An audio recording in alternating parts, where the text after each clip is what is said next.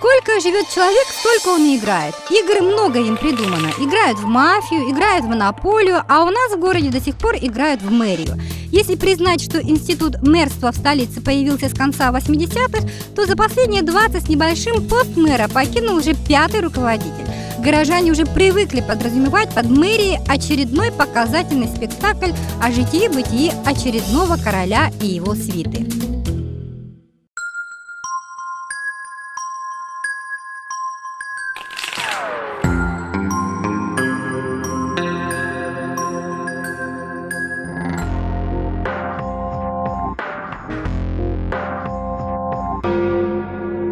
После бытия в Якутске таких замечательных личностей, как Бородин, Тамтосов, Борисов, Михальчук и Заболев, народ стал относиться к фигуре главы города, мягко говоря, с иронией. Но раскинем наши карты, обратимся в прошлое, ведь тема мэра и мэрии до сих пор является вечно зеленой и нержавеющей.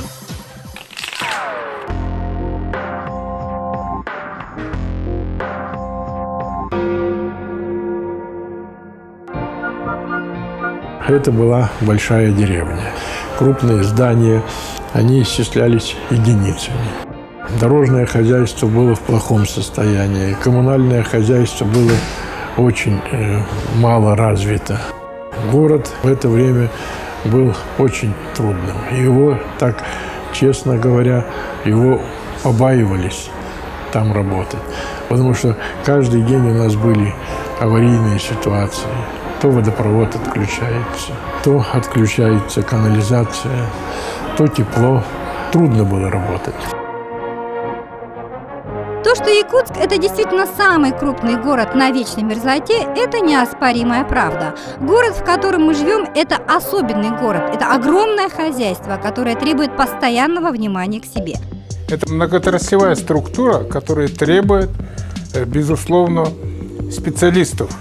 Потому что в этой сфере завязано все, абсолютно все. И жилищное хозяйство, и водоснабжение, и электроснабжение, и газоснабжение.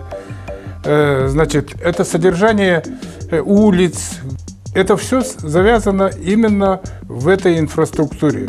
Поэтому от главы города очень многое зависело и зависит по сей день. Это теперь мы знаем, что городу нужен настоящий хозяин, а тогда мало кто знал, что это за фигура такая мэр и в чем заключается его работа.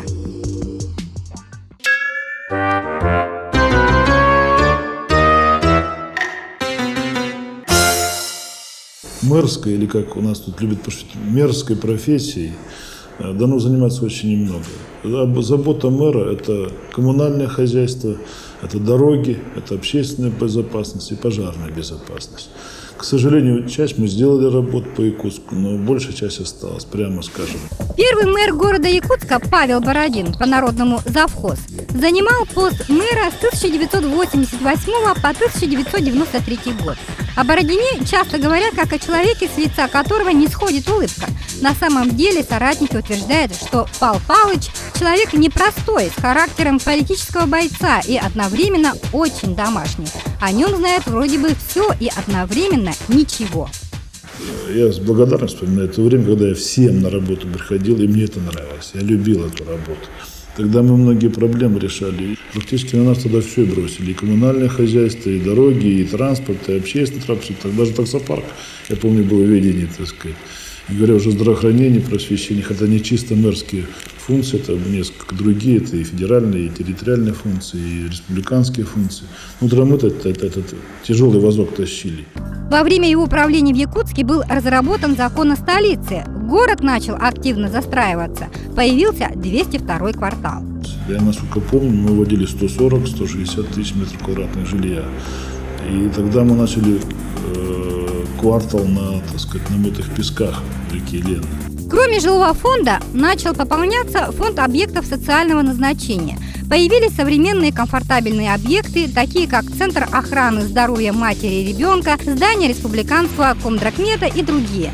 Но все это по тогдашним меркам великолепие обошлось городу в копеечку, да что городу, республике. Здесь стоило бы упомянуть о деле Мабетекс и братьев Карич. Но получилось и так, что вот фирма Мабетекс И в том числе вот поработала по нашему водоканалу. Но беда-то другая. Дело в том, что климатические условия по перепаду температур между плюсом и минусом в Якутии разница более 100 градусов. Значит, вот эта фирма, практически оборудование этой фирмы не пошло. Тогда дело не придали огласки. В ноябре 1993 года Павел Павлович был назначен управляющим делами президента Российской Федерации. Павел Павлович Бородин. Именно ему, мэру Якутска, горожане отказали в доверии. Отставку вызвал острый жилищный кризис и социальная необустроенность города и его жителей. Должен работать прежде всего на доверии горожан. Я этого доверия не получил.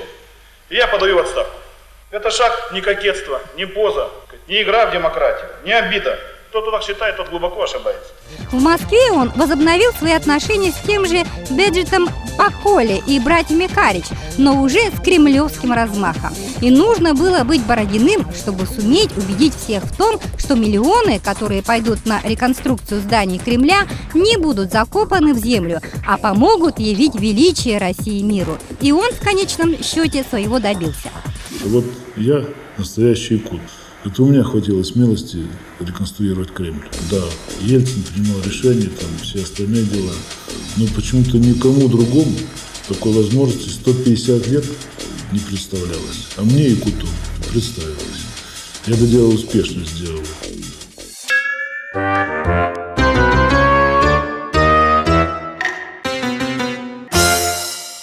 Через неделю после ухода Павла Бородина первый президент Якутии Михаил Николаев назначил мэром столицы Алексея Тамтосова, который проработал с 1993 по 1995 год.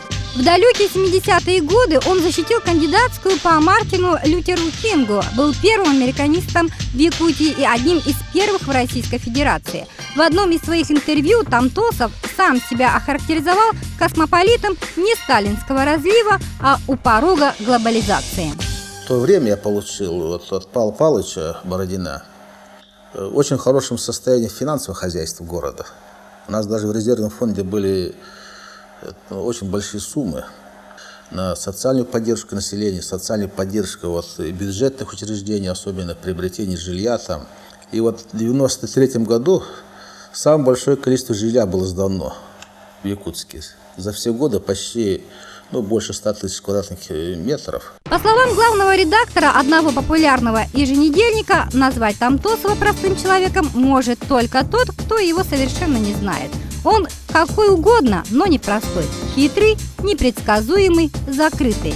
Это ближе к истине. Городу очень большое внимание уделял президент Михаил Николаев. И то, что построили дворец спорта, построили стадион, Комдрахмет, медцентр, Сахатеатр, это шло вне бюджета. И то, что для города сделано Николаем, ее нельзя отрицать. Но другой вопрос, это, конечно, это все затратные объекты социального назначения, и их содержать будет с каждым годом все труднее.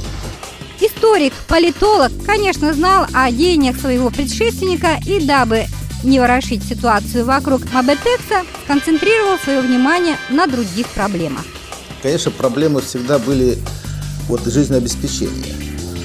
Когда я пришел в администрацию города, то, конечно, проблема была такая переходящая, это очистные сооружения и водозабор. Они до сих пор же не решены. Другой вопрос есть. Это вопрос не только Якутска, это любого центра субъекта. Это взаимоотношения между столицей субъекта и властью субъекта. Таким образом, будучи мэром города Якутска, сам Тамтосов никак себя так и не повел. Ни хорошо, ни плохо, даже народного имени так и не приобретший, отправился в Москву на повышение заместителем министра по делам Федерации национальной и миграционной политики Российской Федерации. После, когда республику возглавил Вячеслав Штыров, с которым еще в комсомольском прошлом у Тамтосова не сложилось, Алексей Александрович вступил в оппозицию с президентом Штыровым. Раз за разом он публикуется в антиякутских сайтах, где продолжает афишировать свою нелюбовь к президенту Штырову. Сегодня он, то есть Штыров, Пишет Камтосов, больше напоминает известного булгаковского персонажа Шарикова, позабывшего о тех, кто его создал. Город благополучно забыл Алексея Камтосова. 9 апреля 1995 года состоялись перевыборы мэра, где победил Спартак Борисов. Спартак Борисов работал с 1995 по 1998 годы. К началу перестройки был уже более чем известен. Уроженец Якутии, он после окончания ЕГУ работал на всесоюзных стройках и к 30 годам уже имел свой первый орден Трудового Красного Знамени за Братскую ГЭС и Коршуновский ГОК. Когда Спартак Борисов был избран мэром Якутска, он получил прозвище «Бордюрыч» за легендарную кампанию по оснащению столичных дорог бордюрами, а также увековечил свое имя в Якутске, построив 2 Борисовки, которые стали последним в городе муниципальным жилищным проектом. Тоже преследовал свои цели. Издал распоряжение о том, чтобы все муниципальные предприятия работали с банком «Якутск», принадлежавшим его жене. Когда банк жены лопнул, разразился грандиозный скандал с обманутыми вкладчиками. На безупречную биографию мэра, заслуженного строителя, кавалера 3 орденов Красного Знамени, пала огромная тень, что не помешало ему в 1996 году выдвинуться на пост президента Якутии. По итогам выборов получил 2-е кресло вице-президента Республики Саха-Якутия. Это позже вылилось в иски Конституционного суда о легитимности совмещения 2 должностей.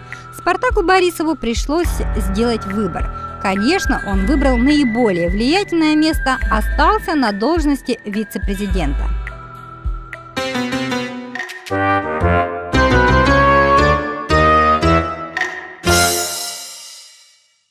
Илья Филиппович Михальчук работал с 1998 по 2007 годы.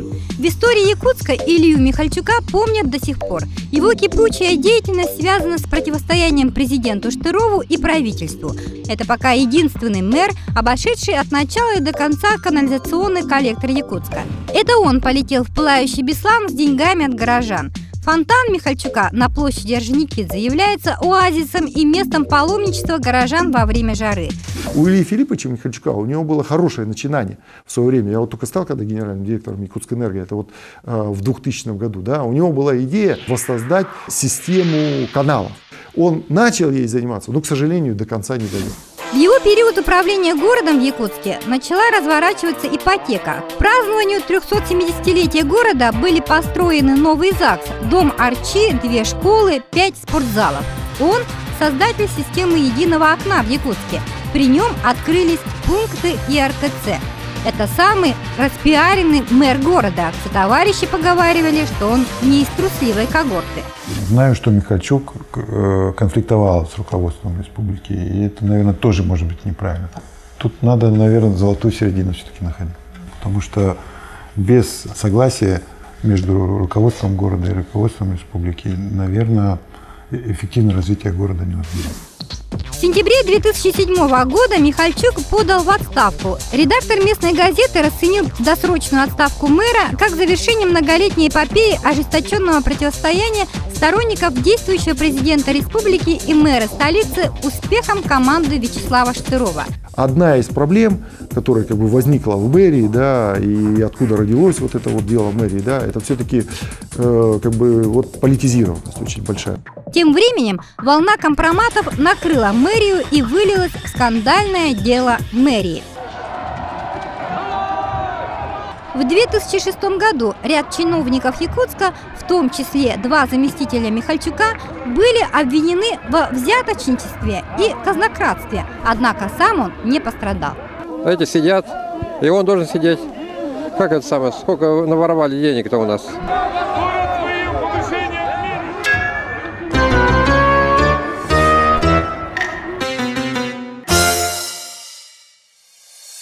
Юрий Заболев работал с 2007 по 2011. Клянусь своей честью и достоинством, что буду добросовестно исполнять обязанности главы города Якутска. Он пришел, честно говоря, в город не по своей воле, да. И точно так же и ушел. Сказала республиканская власть: так, завтра ты мэр. Он сказал: ладно, хорошо, я завтра мэр. Теперь он сказал: все, а вот завтра ты уже не мэр. Он сказал: ну ладно, хорошо, я завтра не мэр. Это иллюстрация того, что проблемы города даже не вторичны, а третичны. Официально подал в отставку 22 декабря 2011 года, почти за год до окончания срока со ссылкой на закон о выборах. И все 4 мэра, даже 5 мэров, если брать Томтосова, ну Томтосов очень мало поработал.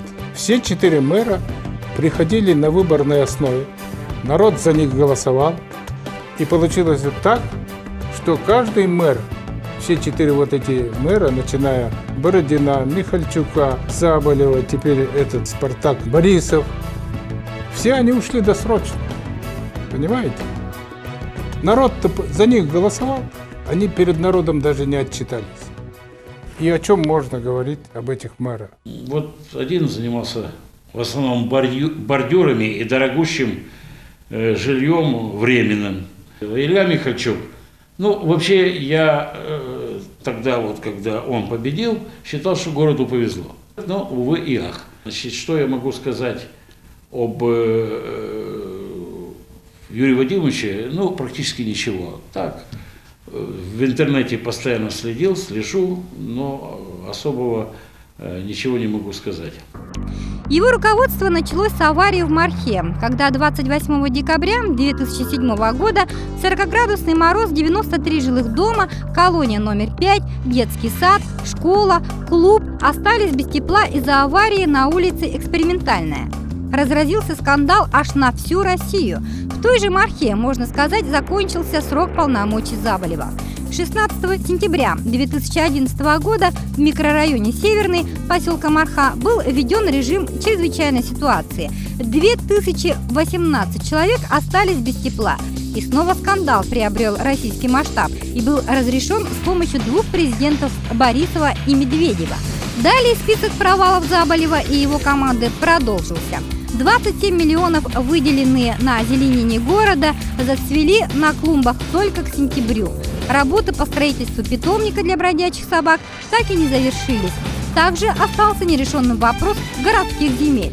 Слышно только одно – земли у города нет. Однако любой горожанин знает, что это не так. Неудавшиеся проекты Заболева можно перечислять долго. Город цветущим садом он сделать не смог. Он ушел, оставив за спиной все те же текущие трубы, разбитые дороги и ветхий жилой фонд.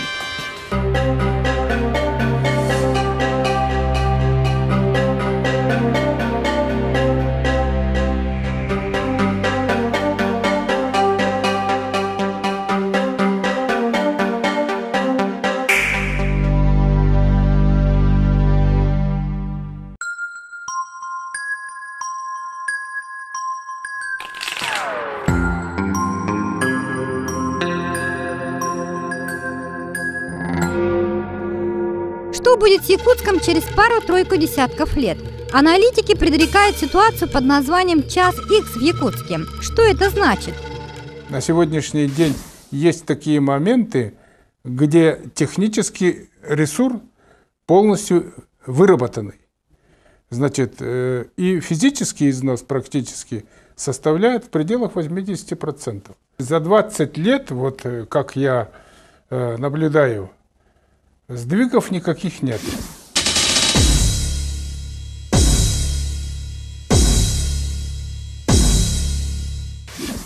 Уже 30-летие идет, и, конечно, все эти объекты требуют, если не замены, то реконструкции. Прежде всего, конечно, это Якутская ГРЭС. Но шутка ли сказать, в этом году, в минувшее лето, в первый раз летом за всю историю Якутской ГРЭС были ограничения, потому что остановилось большое количество машин. Летом. А что бы было, не дай бог, если это будет зимой. И так по всем объектам.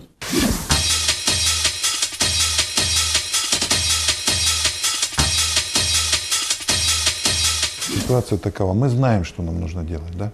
Есть 30 тепловых пунктов, которые нужно модернизировать. На сегодняшний день мы модернизировали с 2006 года только 40% сделали. Почему? Потому что нет источника. То есть источник минимальный в тарифе, который позволяет не сразу это все сделать, а только лишь там по 1-2 в год. Вот. Кто страдает? Страдает потребитель, потому что, опять же, нет того оборудования, которое позволит реализовать нормально схему того же горячего водоснабжения, контроля отпуска тепла в квартал, регулирования этого отпуска тепла и так далее. А в конечном итоге, что это такое? Да? Это вот как бы совокупность накопившихся нерешенных инженерных проблем. Начиная от большой энергетики, да, потому что сегодня город в течение 5 лет нуждается в новой электростанции, да, в новой Якутской ГРЭС. И вот если она не будет построена вот за этот мэрский срок, ближайший, 5-летний, то не только город, а вот все вот это население, 600 тысяч человек, которое живет на Якутской ГРЭС, ждут очень большие проблемы. Как бы прямое ограничение, да, там, веерная как бы подача электроэнергии, в моем понимании, в 21 веке вообще недопустимо. Вторая сторона жизни – это водоснабжение, да, потому что то, что мы имеем на сегодняшний день, да, особенно в межсезонье, да, это вот весенний период, осенний период, это тоже никоим образом недопустимо. А это же тоже это качество жизни, это здоровье людей. Производительность водозаборных сооружений не хватает. Проектная мощность водозаборных сооружений – это 65 тысяч кубических метров в сутки. Вот. А больше он никакими макарами не выдаст. Город пьет 85-87 тысяч кубических метров в сутки. Вот эту разницу возмещает плавучая насосная станция. Это примитивно сделанная насосная станция, которая, старые баржи монтировали насосы, подается из-под льда дополнительный недостающий объем воды. Первым подъемом мы работаем на одном насосе. На ПНС работают у нас 2 насоса. В основном вся подаваемая вода, в основном город, подается через плавучую насосную станцию, так как станция первого подъема не справляется, мало водозабор, потому что у нас дрены, занесенные песком.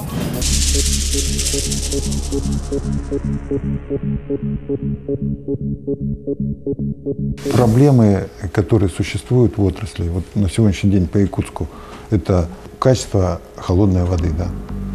Нет очистных сооружений, не будет потребитель получать качественную воду до тех пор, пока они не появятся. Их нужно строить, нужно потратить деньги, это объективно, реально необходимо, но это не делается. Проблема вот этой горячей воды, о которой я говорил, нужно сделать циркуляционные трубопроводы, нужно модернизировать это оборудование, закончить и обеспечивать потребителя нормальным качеством воды. Есть несовершенное оборудование, которое нужно менять, но надо, понимать, что его нужно менять. Вот это искусственное ограничение этих затрат, оно ни к чему не ведет, а только лишь к тому, что в конечном итоге пострадает опять же потребитель. И, конечно же, нужно все считать. Будет везде учет, там никуда не денешь. Да, очень много сделано за последнее время. Очень много сделано. Но, в моем понимании, проблема не решается комплексно. Мы строим новые здания, вместе с ними не создаем новую инженерную инфраструктуру. Распределительные электрические сети, распределительные газовые сети, канализацию и так далее, и так далее. И у нас зачастую вот это новое строительство, оно накладывается на старые сети и создает колоссальные проблемы для города. К сожалению, многие проблемы города, накопившиеся десятилетиями, в целом не решаются. Но мы-то знаем, что у города много возможностей, которые используются нерационально. И, к сожалению, не в интересах нас, горожан. Что бы сегодня ни говорили, да, что там город занял какие-то там первые места, там, что это там лучший город там в России. Город Якутск сегодня для жизни крайне неудобен. Начиная от того, что он грязный, да, элементарно, тротуаров нет, да. Как только какой-то дождь прошел, это целое стихийное бедствие. Если ты не в болотных сапогах, даже по центру города пройти невозможно. Разве этот город можно назвать хорошим городом? Ситуация сегодня в Якутске сами знаете какая. Новый 2012 год мы встретили без мэра. Уже в этом году нашу столицу ждут невероятные потрясения. Надо будет встречать многочисленные международные и официальные делегации 5-х международных спортивных игр «Дети Азии». Кроме того, наш город посетят участники международного форума «Россия – спортивная держава». различные конференции и симпозиумы не в счет. Этим летом городу надо будет принять более 6 тысяч человек. Причем так принять, чтобы не ударить лицом в грязь. Времени до мероприятия осталось ничтожно мало. Кроме того, в ближайшей перспективе следует ожидать естественный приток мигрантов из разных регионов страны, и не только, связанный с приходом Транссибирской железнодорожной магистрали в Якутск, которых также надо приютить и накормить. Да и вообще нашему городу осенью исполнится уже 380 лет. Наверное, нам всем нужно понять, что есть задачи, которые должны быть решены, и есть методы. Но помимо всего этого есть еще и результаты деятельности, которые потом будут достигнуты в процессе длительного времени. Поэтому нужно поменять ментальность, да, нашего мышления в плане изменения на перспективу. Если мы это не поймем, мы так и будем жить дальше. Сегодня среди горожан идет спор. Какой мэр у нас должен быть? Хозяйственник или политик? Главная политика мэра столицы – это умение слаженно работать с республиканской властью, но в то же время иметь практический опыт работы в производственной сфере. Ну, городская власть, она есть городская власть, чтобы жить и работать нужными людей, горожан. Если он этим будет жить и разрешать, помогать повседневной текущей жизни людей, создавать удобства и так далее, значит, вот тогда он будет удовлетворять всем требованиям и со стороны государства, и со стороны, в первую очередь, жителей города, он оправдает их доверие. Человек, который придет, должен быть с опытом хозяйственного управления однозначно. Но при этом, безусловно, человек должен быть дальновидным в плане тех преобразований, которые должны в общем итоге сделать наш город лучшим.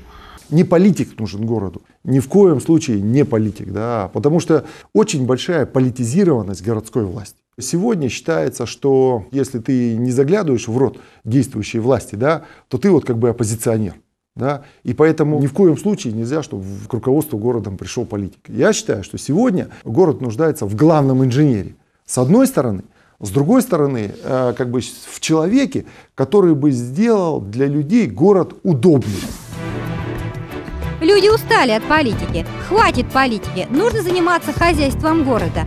От того, кого мы изберем главой столицы, будет зависеть, по каким дорогам будем ездить, устроим ли своих детей в садик, в какую школу будут ходить наши дети, будут ли они мерзнуть на остановках в ожидании автобусов. От нынешних выборов мэра зависит то, насколько теплыми будут наши дома, насколько чистыми наши подъезды. В целом, будет ли, наконец, наведен порядок в городском хозяйстве.